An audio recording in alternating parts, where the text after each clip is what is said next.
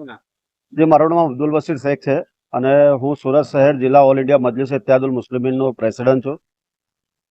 આજે કઈ જગ્યા પર તમારો આવવાનો ટૂર પેન્ડિંગ છે?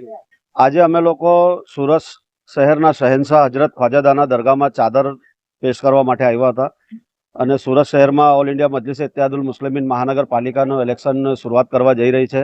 આઝાદી પછીનું આ પહેલું મતલબમાં all India Majlis Ittehadul મુસ્લિમીનનું election છે જે સુરતમાં લડવા જઈ રહી છે.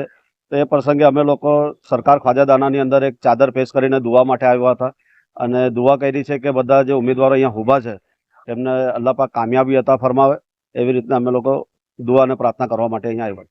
શું લાગી રહ્યું છે બિહાર અને મહારાષ્ટ્ર પછી સુરતમાં પણ એમએમના પાયા જામશે?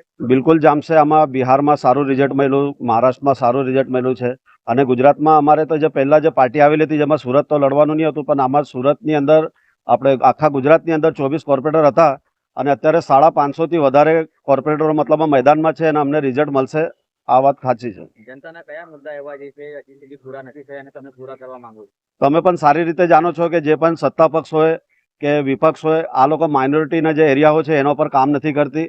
ઓલ ઇન્ડિયા મજલિસ ઇત્તેહાદુલ મુસ્લિમીન એક એવી પાર્ટી છે જે દલિત, મુસ્લિમ, આદિવાસી બધાને લઈને ચાલે છે અને એમના મુદ્દાઓ પર કામ કરે છે. અને તમે જોઈ શકો છો કે જે હૈદરાબાદની અંદર જે અમારા બેરિસ્ટર અસદુદ્દીન અવીસી સાહેબ છે, એમના સાથે અકબરુદ્દીન અવીસી સાહેબ છે, એ સુરત પણ પધારી રહ્યા છે.